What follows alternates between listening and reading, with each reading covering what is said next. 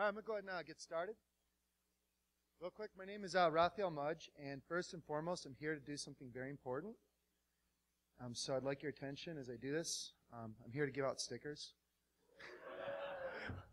So what I'm going to do is I'm going to take in just kind of like kindergarten style, start these out and just go ahead and pass one, take two, but I hope everyone gets one. If you don't, come see me. I've got a really big box. So...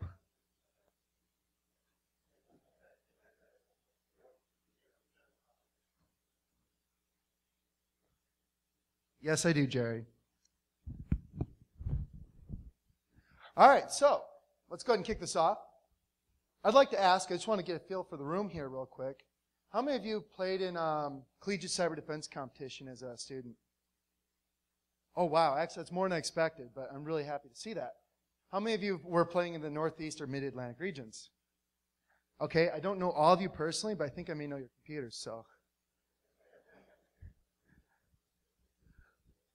What I'm here to do is, actually, this is going to be a really fun talk, one I've been wanting to give for several years. I'm actually going to be talking about how the red teams at the Northeast Collegiate Cyber Defense Competition and partially Mid-Atlantic one, some of the tricks we employ. And it's going to be a lot of fun. So first off, for those of you who don't know what it is, I'm going to introduce what the Collegiate Cyber Defense Competition is.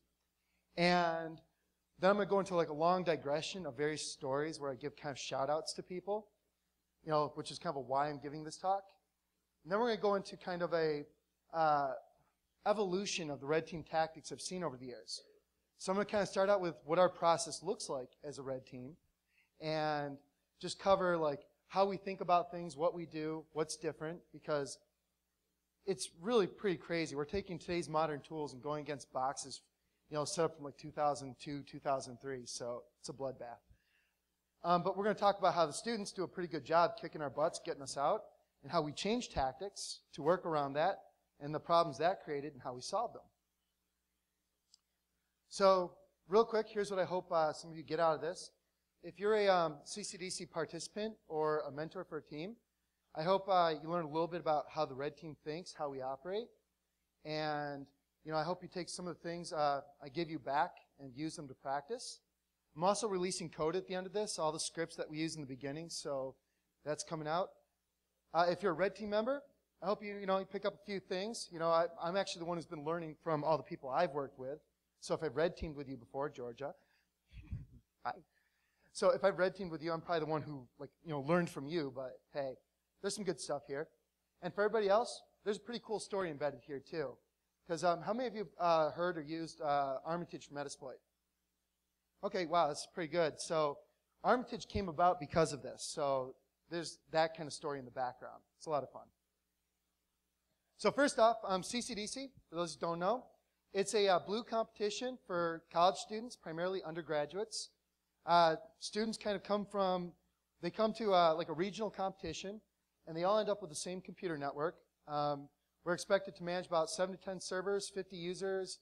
They're supposed to have web, mail, all kinds of different things. And they're scored on their ability to keep these services going and their responses to injected events. So, for example, they're told, hey, you need to write a password policy. And you got an hour to do it because 1 hour of competition time simulates a week of real-life time in the event. And most importantly, they're scored on their ability to stop the red team. So that's CCDC in a nutshell. I recommend you go to nationalccdc.org if you want to learn more about it. Let's go into who I am, why I'm giving this talk. First off, I've really learned a lot at CCDC. I've been with the Northeast region since 2008, and I've been there every year. And it's particularly special to me because my last weekend, or my last time active duty Air Force in uniform was at Northeast CCDC 2008. They sent me in. I come back Monday, and I turn in my ID and say goodbye to the Air Force. So it was, every time it's an anniversary for me when I go to this event. But I started out, so I'm a developer. You know, I write code, not really much of a hacker. You know, back then I hadn't refreshed my skill set, and so I was really learning a lot and being forced to kind of try to find a way to be useful. So the event really helped me grow, I guess, as a hacker and penetration tester or what have you. I've also worked with the Mid-Atlantic folks, 2011. I've done a lot of other exercises too, but I'm going to keep this talk about CCDC. So, for the students participating, just something about them, one of the reasons I'm giving this talk, is that those who come out for the first time, they get demolished because they just don't know what to expect. And then the teams who keep coming back, they like mastered our tricks from the previous years. They do a pretty good job of it. And I just wanted to kind of get this information out there to help even that playing field. Because my goal is, the more information's out there for people to prepare with, the more they're going to prepare, I hope, and hopefully, better security professionals we're going to have. I'm also giving this talk to answer a few common questions I get. Keep in mind, these students start out with Windows XP boxes. Back in 2008, they had Windows 2000. And they always ask me at the end, what O days did you guys use? You're using Windows 2000. I don't think so. I'm also I hear the accusation, you guys had a head start. That's not fair. And that's actually never been true. So I want to get that out of the way.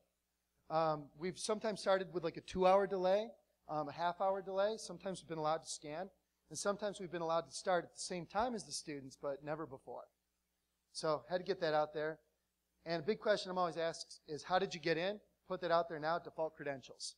So get good at changing your passwords. Another reason, like I said, there's a story behind this. Where you see those stars, those are things that are going to be the subject of this talk a little bit.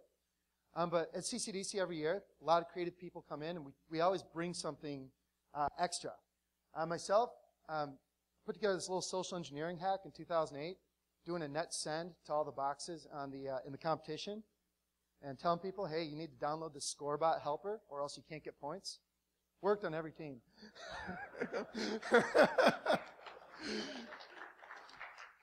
I'm telling you, it's dirty red team tricks.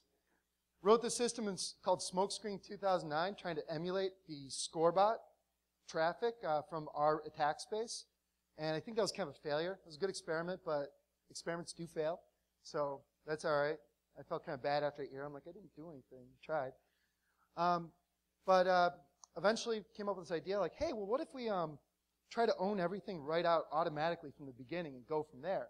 And we're going to talk about that, and I'm also going to talk a bit about Armitage and how we used it in this context too. And of course, I'm talking about my projects here, right? But I'm not the only person doing this. Other people I've worked with, or had the real privilege of working with, keep bringing in other tricks too. And one example is my friend Jerry is up front here. He wrote this rootkit called G-Spot. And there's this real truth to it. So for you students out there, I just got to tell you, with the G-Spot, you're never going to find it. Our friend J-Boss, man, this guy is amazing. He's system administrator, which is always my favorite people because they've got the largest breadth of skills. He's like, yeah, I do a lot of work, with my Cisco infrastructure. And he's like, hey, I think I can replace the default shell in iOS, with some tickle scripts I wrote. So he wrote this iOS backdoor. He actually released that at Black Hat a couple years ago, but he brought that for CCDC. He made it to throw at these undergraduates who are just figuring this out for the first time. So we're kind of mean in terms of what we're bringing. And my friend TJ, he made this really cool thing for hacking all the Windows boxes automatically, and I'll show you guys that too. And also, I guess one of my favorite things from Mid-Atlantic is there's this cluster of guys. I didn't really talk to them too much, but they rented out 1,000 nodes on Amazon's EC2, and they're using that for password cracking. So we get a little crazy. I mean, because we're passionate about this. This is what we love doing because we're trying to give something back and test out our ideas against a bunch of people who are trying to defeat them. So with that, now you know the multitude of reasons why I'm kind of here to give this talk. I'd like to start out and go into our red teaming process. And this reflects, I think, 2008, 2009 pretty well, but it changed eventually. First off, reconnaissance. Students are coming into a fake, an artificial environment, right? I can't do a lot of pre-texting unless I call the students with a voice changer and say, I'm from the red team. I'm going to need your passwords, I'm looking at you. But you can't do that. So our form of reconnaissance is, Google, it still works, but we're looking for the team packets. So I'm typing here Northeast CCDC team packet, and you can see the 2010 one there and the 2011 one. And if you look in that team packet, you start to see some nice stuff. You know, okay, they're using CentOS, Debian, Windows 2003. That's not vulnerable to anything. Ubuntu. Okay, cool. I know what IP addresses they're using and what they're running. That's cool. That helps me with my reconnaissance. But there's other information in these packets, too, that might be of real value to the red team. Free sticker to anybody who can guess. You know, like the default passwords.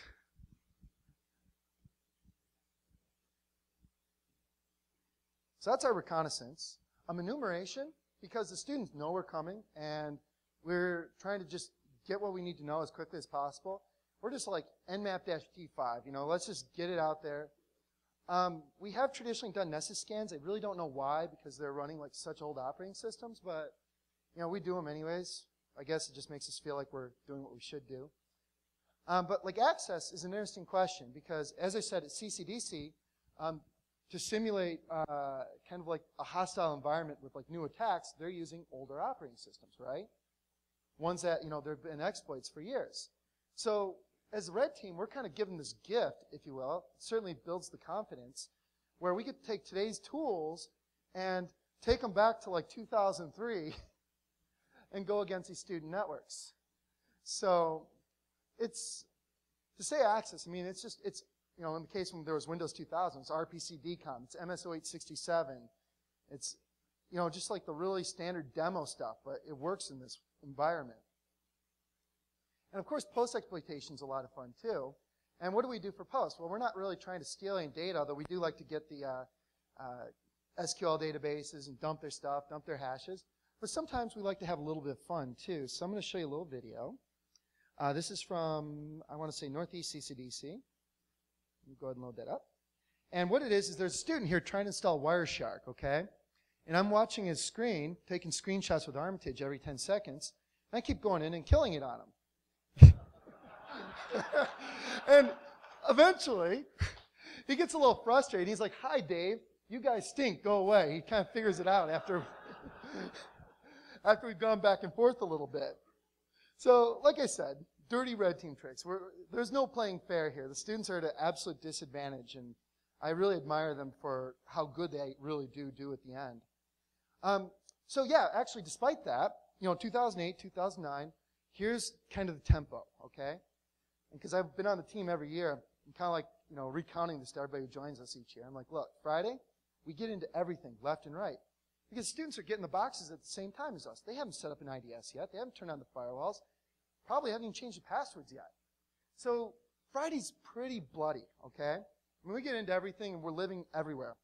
But by the end of the first day on Friday, because it's a weekend competition, the students usually, in a past experience, a lot of them had us kind of kicked out.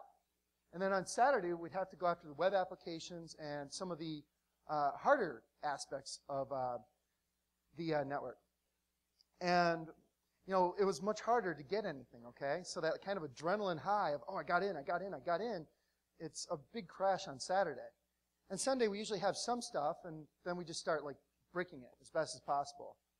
And I say that, and I'm talking about the servers and workstations here, because our infrastructure team on the Northeast side has been really, they're insane. You know, like J-Boss and Laura and Jonathan, they're just amazing to watch. So they're usually in the whole weekend.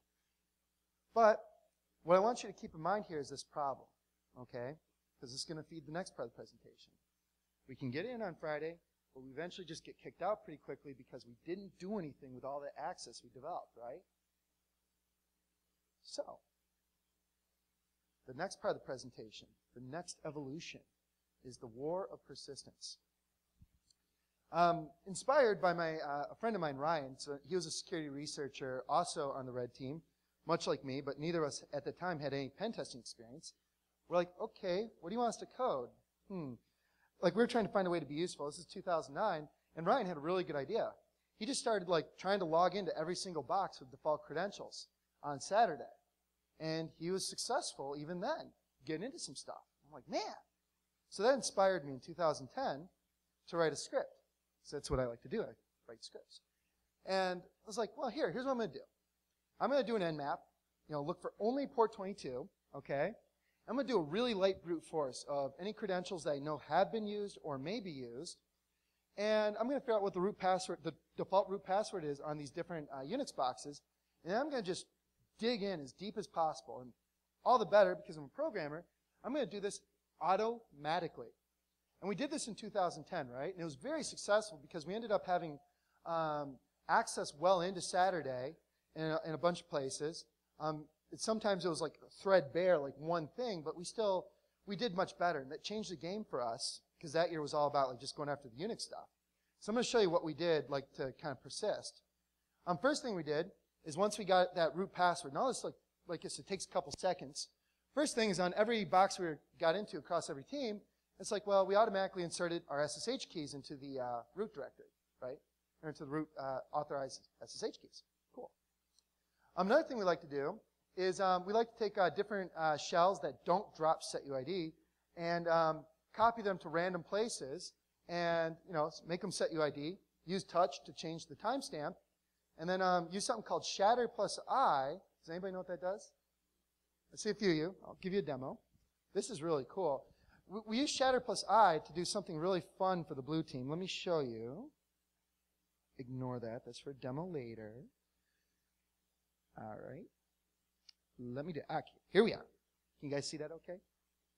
I like big fonts. Okay, cool.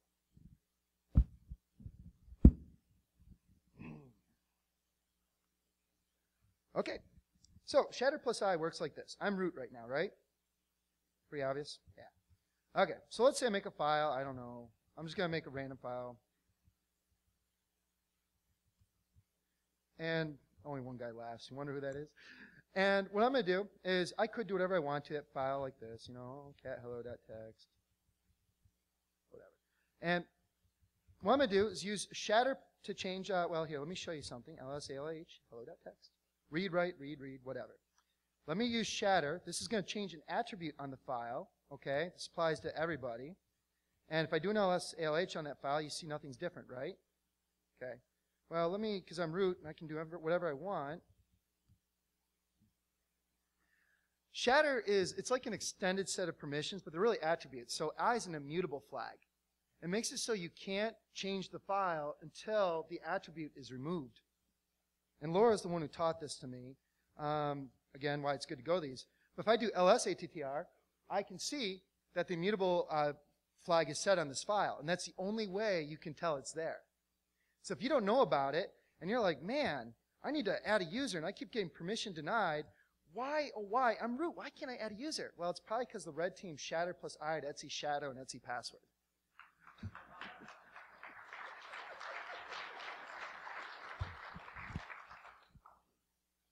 So, of course, we do our standard stuff, adding new users. I love doing that. Nobody, I like nobody 8. That's one of my favorite ones. We also like to backdoor new users. Love it. One of the things I like to do is generate interpreter reverse TCP shell, binary, out of Metasploit, or not interpreter, excuse me, just a plain reverse shell. And I get this binary, and we upload it to a box, usually somewhere inconspicuous, like, user bin UFW or something like that.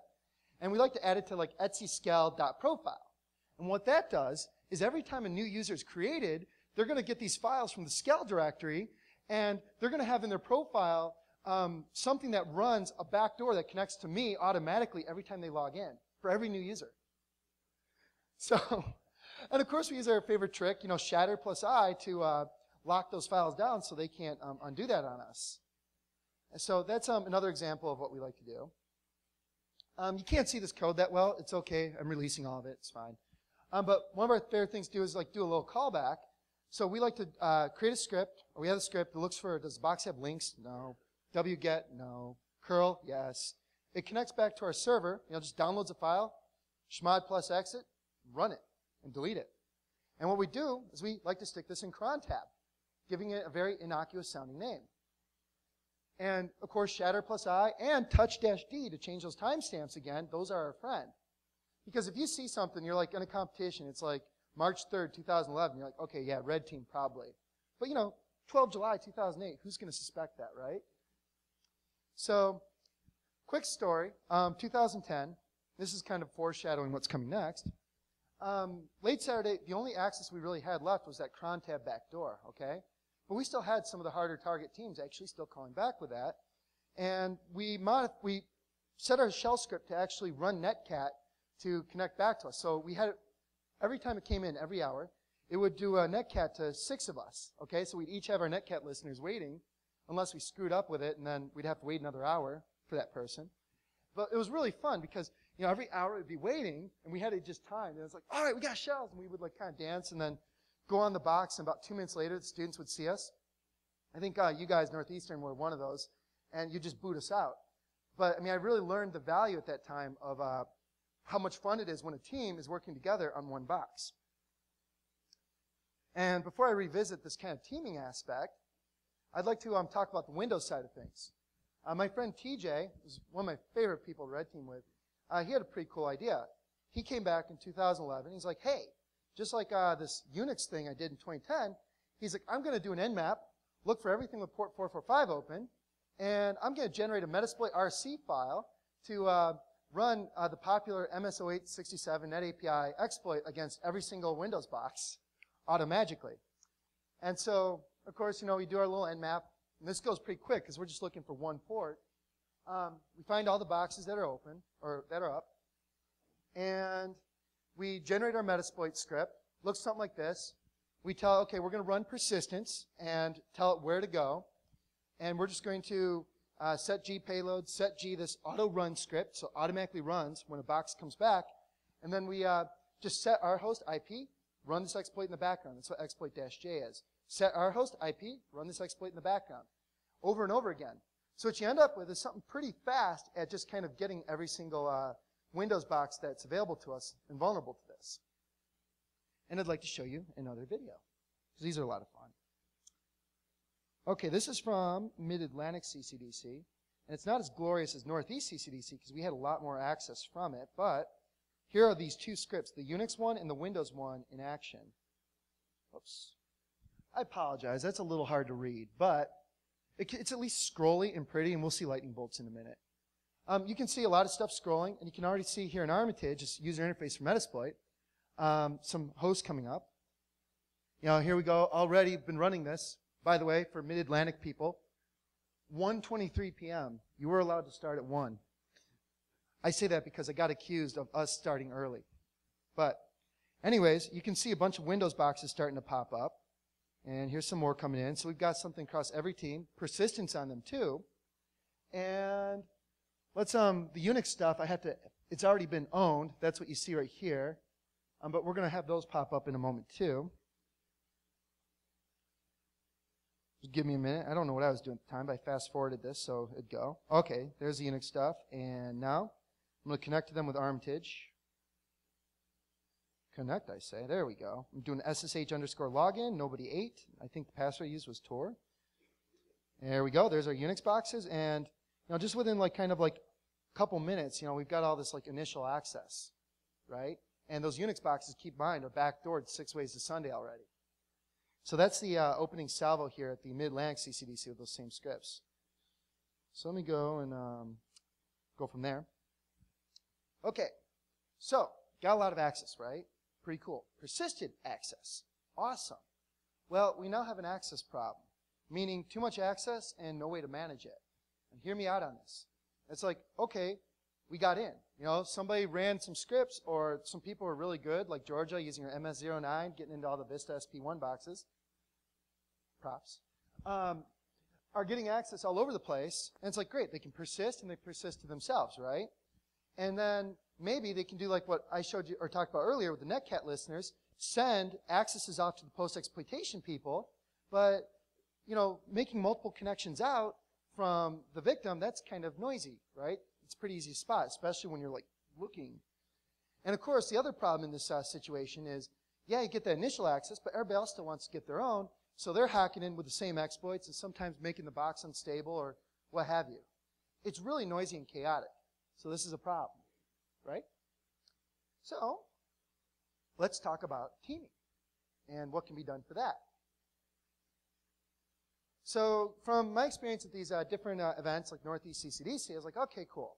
We have a lot of fun, but we're kind of stepping on each other sometimes. And those of us who don't know Metasploit really well or don't have core impact, we can't just get into everything easily. So what we need so we can participate. And so I thought about this and said, well, real-time communication, I'd like to know what's happening and what has happened, what attacks worked, what didn't work. I'd like to have some way to manage the data. Like, if somebody does a scan, it'd be nice that everybody had the latest version of it, right? And most importantly, though, is session sharing. If we develop all this access, we get all this persistence, we do it magically like nothing.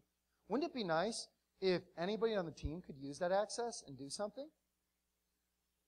I think so. Everybody's kind of like looking at me like, that might be okay, but I hate people. I don't want to work with them. It's all good. So to solve that problem, I started out and I developed Armitage for Metasploit. As most of you know, probably it's GUI for Metasploit.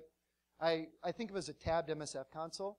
I mean, really, I'm trying to avoid like creating a button for everything. I'm trying to curate the experience, geared especially towards these kind of events, initially anyways. And one of the things I wanted to implement it, and I did, was session sharing, some teaming stuff. And I'm going to do a demo of that here in a second. But just to give you an idea of how this works is Armitage is actually a client. It connects to Metasploit. So think of Metasploit as a server, right? Problem is if two of us try to interact with the same session at the same time, it's not always kind of the best result. So I created the second piece of software called a deconfliction server. And it runs on the same box as your shared Metasploit. And your Armitage client connects to Metasploit, and silently it connects to the deconfliction server.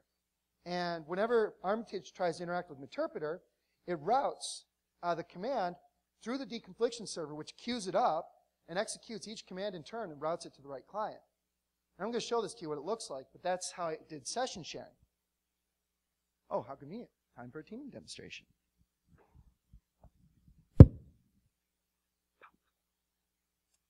Okay.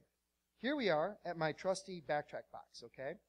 You can't see this that well, but I can probably do view zoom. Zoom in. Oh. Well, that worked. Whatever. I've started up Metasploit's RPC daemon, okay? This is the Metasploit server mode that lets clients communicate with it. I've also started up something, a mode of Armitage, and this would work on a headless server just fine. Amazon's EC2 works too. But this starts up Armitage's deconfliction server. And when I do this, it gives me all these details I can copy and paste and give to my team so they know how to connect. So let's go ahead and do that. I'm going to go ahead and run Armitage here for my nifty Mac OS X dock. There we go. It's already got the details in there because I tested this. All right, I need a cool nickname. Oh, let's see here. Spatial B. All right, I am now connected with my Mac OS X box here to this Metasploit server running on Backtrack, okay? Nothing special here. This is Armitage. And you can see we've already got a box that's already owned. If you see lightning bolts in Armitage, it means the box has been hacked, okay? And I'm going to catch up on what's gone on. For real-time communication, I'm going to go to this event log. And you can see some guy named Jay joined. And he ran MS0867 against this box, got a session, and I'm here too, and I can say, like something like subs, right? So let's go ahead and now get another client in here too to make it more of a red team. Let's go to Windows 7, and go in there. Double-click that. And these are just boxes with Java installed. I just downloaded Armitage from the website for the client only. So already got the details. I'm going to go ahead and connect. I need a cool nickname. Jerry. It's all right. Here I am. I too am on Metasploit. And give it a minute to refresh all the different stuff I want to know. There we go. You can see I've got two people kind of joining the game. And it's all good. But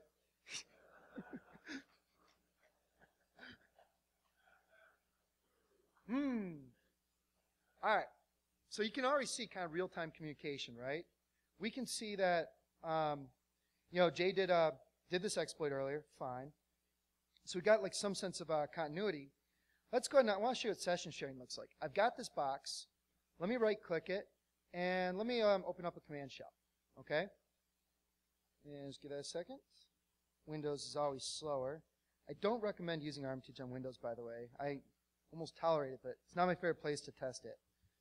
But I can type whatever commands I want. Keep in mind, I'm joining the red team later in the game, and eventually I'll come back. There we go.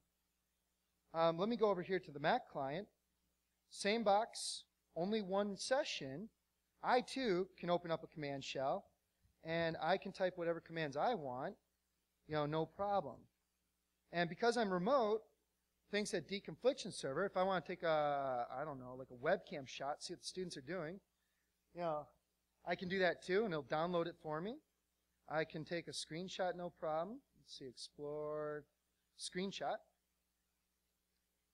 Oh, that's not very exciting. I can also, let's see here, go back to my Windows guy, and at the same time, this guy can, I don't know, work with the processes or whatever. What I want you to see here is that there's a team of people, 3 people, and we're able to kind of just use this session like it's ours, okay? So pretty neat. Like, let's say you start developing access. Like, somebody's like, well, I'm going to do an ARP scan, see what networks are available to this host, see what hosts are live on it. So I go ahead and kick that off. Everybody else on the team, see the event log tab went bright, and they're like, hey, Jerry launched an ARP scan. Oh, hey, there's hosts starting to pop up. Okay, that's kind of interesting. And it's like, well, let me set up a pivot. So Spatial D is going to build off of Jerry's work here. So let me go pivoting, setup. Let's go ahead and set that up. Add pivot. There we go. Pretty soon we're going to get pretty green lines, I hope. Refresh, please. Thank you. And, okay, great. We've got a pivot set up. We can see what hosts are available. I'll go ahead and highlight these. I can't do an Nmap scan through a pivot. But I can run Metasploit's discovery modules through it. And so I'm going to just, Armitage bundles them up as a scan menu. So I'm going to click that. And now you can see that Jerry launches ARP scans, or Spatial D set a pivot, and now Spatial D launched all these modules. The back and forth I want you to see here is that we as one team are working together, and as the situation changes and evolves, we can kind of see what's going on at the same time. Okay, so here I'm on the Win7 box, and because of a scan that Spatial D kicked off, I'm able to see all that scan data. That's data shared, right? It's kind of transparent. And it's like if I happen to know that earlier somebody was good enough to dump the hashes, okay? So let me flip to another box over to the Mac. I can see the event log that Jerry dumped the hashes. Well, maybe I'm like, well, hey, let me see if that works. Let me try to PS exec and do a pass the hash to their domain controller and see what happens, right? What you can see, even though I'm just like crudely going back and forth, is that as a team, we're able to build off each other's work. And in the past, that was never possible in this way before. So that's kind of something that's really, really helped the way we do red teaming. And it wouldn't be fair if this didn't end up working. There we go. We got lightning bolts again. So that's just Armitage teaming in action. And you're probably like, well, that's cool. How well did it work in real life? Well, at Northeast CCDC, I brought this in, okay? And I'm like, hey, guys, I made this for us. And they're like, oh, that's kind of cool. But because they're my friends and they've tolerated me for several years, they're like, okay, we'll try it out. So we ran my Unix scripts and TJ's scripts to own all the Windows boxes. And we set up a shared Metasploit server, right? And we run this. And we ended up with 70 sessions back, right? Can you guess what happened next? Crash. I got to talk into the mic. I was so embarrassed. We got it back up, and we recovered most of our accesses, no problem, that's fine. But yeah, it was kind of disappointing. I realized at that point I had a scalability problem. Went back to the drawing board, made that deconfliction server cache a lot of things, and now, I've heard reported to me and I've seen in action, we've had teams of up to like 12 using this all at the same time, so no problem. But, it did go through some trials in February and March, and it was by the end of April, it was pretty stable, so. But I took this to, like I said, Northeast CCDC, Mid-Atlantic CCDC, and a few other events this year, and I even staged like a collaborative capture the flag once. And here's what ended up happening kind of organically. It's pretty exciting. You end up with an access team, okay? These are the people who are just, whatever they got, they're getting into stuff. And like, okay, I got in. That's what I like doing. I like getting in. And they run persistence, and they send that persistence over to the shared server. And the victim calls home to that shared server, and you can have people now waiting to do post-exploitation, like, oh, new box popped up. I'm going to grab the hashes, and maybe I'm going to start cracking them. Or, hey, new box popped up. I'm going to try to see if there's any interesting files on the desktop. You can actually split up your red teaming work by task now and not by target, which is something we could never do before. And what's really neat, as I kind of showed you in that demo, is you can go back and forth as a team. You can be like, oh, okay, well, I've got my access. I got my access team. They can see all the pivots that are set up. Well, now one person sets a pivot, anybody can use it. So as a team, you can kind of march forward. And this all came about because we had that problem of too much chaos getting in and not enough persistence, getting persistence, but then having too many accesses, and now managing that with the teaming stuff. And this is kind of cool, and you can't see it very well, although Armitage has a distinct UI. I found this Friday night when I couldn't sleep this week here.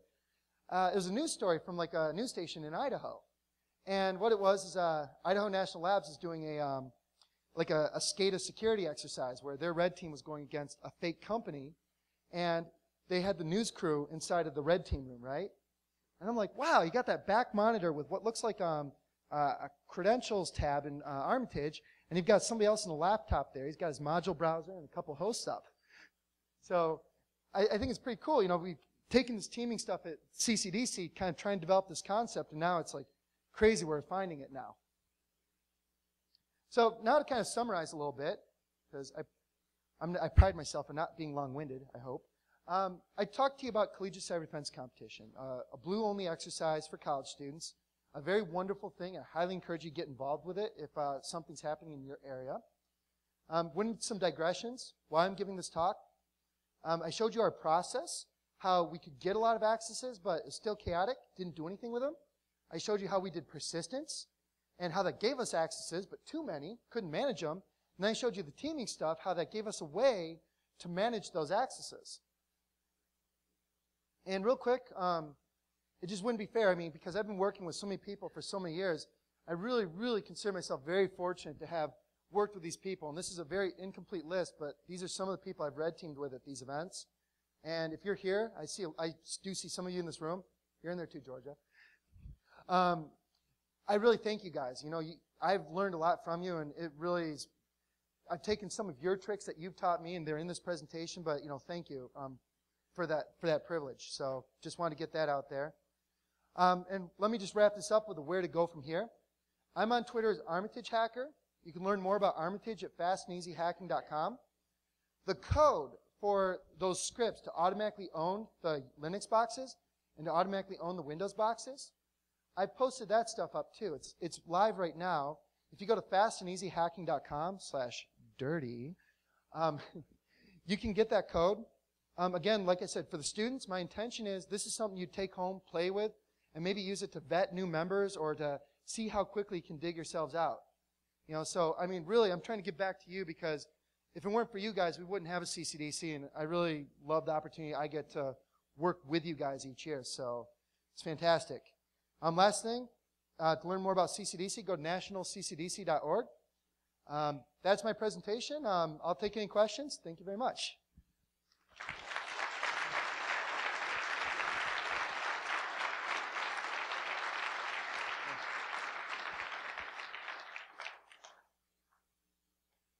Any questions? Okay, I got one gentleman in front. I'm going to come up to you with the mic. Is that okay? Okay.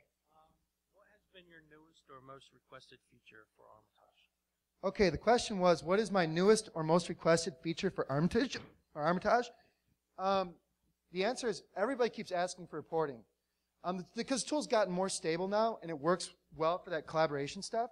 So pen testers are using it now, which wasn't originally my intent. My intent was red teams, like these exercises. And so people keep asking for the ability to get their data back out of it. So that's one of the questions. Any other questions? I won't bring the mic to you. I'll just, okay, sir, up front. Orange. Okay, the question was, do I see any corporate techniques, red teams using these techniques? I would say yes. So I showed you that news clip from Friday. This is Idaho National Labs, a Department of Energy red team. That's not corporate, it's government. But that's up there. And actually, yeah, as I come to these conferences, I hear about some pretty respectable red teams from some very respectable companies who are indeed using the stuff. And others who also say, yeah, it looks cool, but we haven't looked at it yet because we're really busy. So I hope it keeps going up, but yeah, I am actually seeing that. So good question. Any other questions? Oh, man. Okay, the question was, I'm glad I left time. The question was, what did I write those Unix and Windows ownage scripts in, and what did I write Armitage in? So this is really weird. I started out IRC guy in the 90s, right? And Khaled Martin Bey, the author of MIRC, was like my hero as a teenager. You know, his little stuffed animal in the About dialogue, if you know MIRC. So, imitation's sincerest form of flattery. So I wrote an IRC client. I worked on it for years. And I wanted to make it scriptable. So I wrote the scripting language for this IRC client to make it, scriptable in a user-friendly way. And that language evolved. I worked on that like for 7 years. Wrote a book, sold 30 copies. Yay. But yeah, I wrote this programming language, and I really like working with it. So the scripts are written in this language because it makes it really easy to load any Java library and in like a kind of in a really easy Perl-like way interface with it. So that's how I do the SSH stuff for automating the UNIX ownage. And Armitage is actually written in that language too.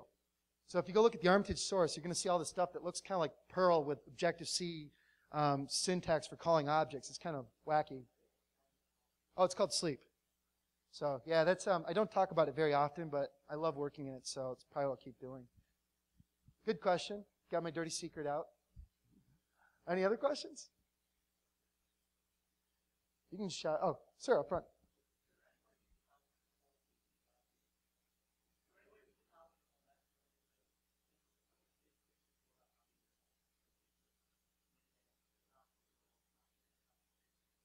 Right?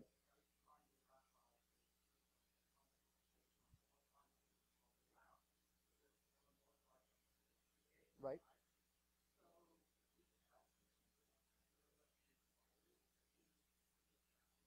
Okay, so I'm going to repeat the question real quick. The question was, is there any way we can help these really wonderful and motivated students who keep coming to this event year after year? And no, they do good. I have so much respect for the students because it really amazes me how much they're able to do in so little time. But let me ask you, are there any mentors for teams in the room? Okay, so if you look around, you'll see a hand up back there, and I know there was another guy I talked to, Jim, earlier. Oh, yeah, you're on a team, but what I'm saying, are you guys open to like people in industry like helping you out or coming in and talking to your students?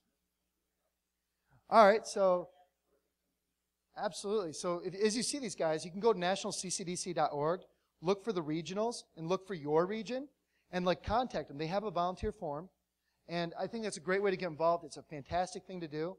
Paul Asadorian of paul.com, he does that with Mid-Atlantic. He gives a talk like how to defeat red teams, like dirty blue team tricks, basically. So it's good stuff, and the community will really be better for that, yes. So, yes, sir.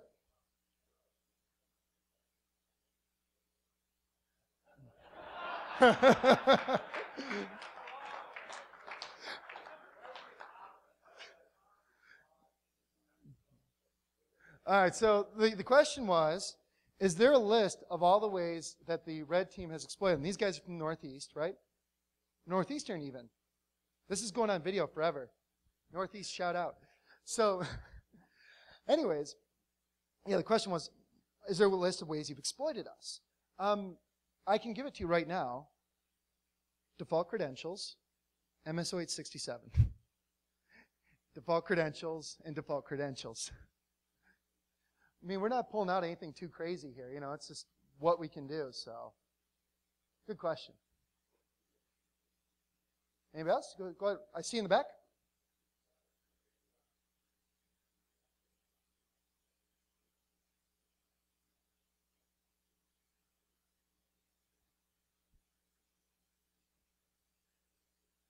All right, so the question was, is there a way, those of you hacker-minded, I know there's plenty of you in the room, can get involved with the red teaming at these different events, at the different CCDC events? And as somebody who's really good at begging, I will say yes. It's hard, because I've had to do a lot of begging even to come back sometimes. What you do is you find who's organizing it, so it's like using your network, and just say, hey, I want to get involved. And if they know you or they're friends with you, you might be able to get in that way. Or if your company sponsors CCDC, sometimes what they'll do with the regionals is with the sponsorship, they'll give up a team or a slot or two on the red team, so your folks who go there can get that kind of like immersion.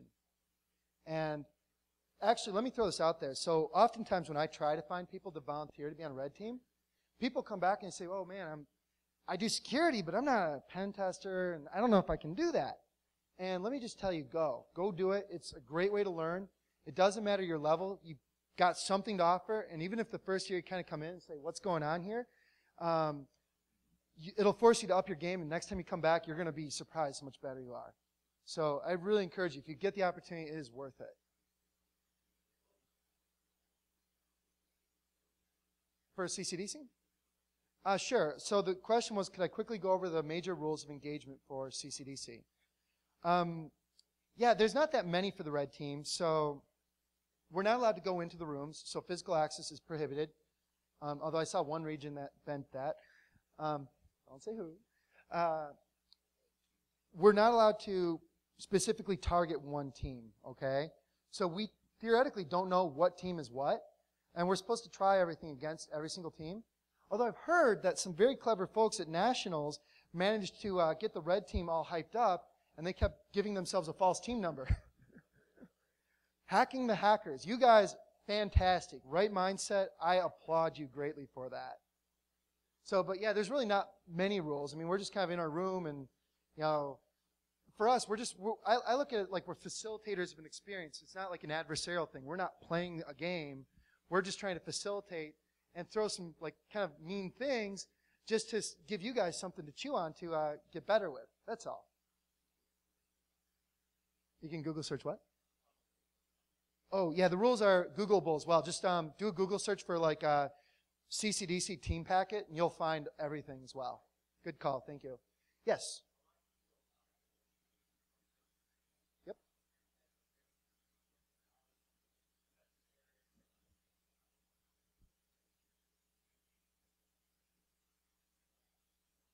Sure. One second. So the question was, or the statement, well, it was a question. It's like, they're like, man, we're all pretty elite. GUIs are for lamas. And it's like, so it's like, a lot of command line people don't want to use a GUI, so is there any plan to bring like this teaming functionality and make it available in a command line-only way? Let me do this one more time. Something I can do is if I, let me go over to Windows, this work here. Okay, let me right-click on this X. Okay, open in window. I don't know about you guys, but that look like a console to you by any chance? And I got, let's see here. Use use exploit, win tab completion, command history. I don't know, that's kind of command line, right? Yeah, you do have to have Java. But I'm trying to pretend it's not Java. This is my attempt to try to reach out to the command line people. Make it so you can open things up in a full window and just work full screen that way. So you don't have to look at the GUI or the lightning bolts. You had a question in the back, sir? Oh, 3 more minutes? Fantastic. I'll take one more question, then we'll wrap it up.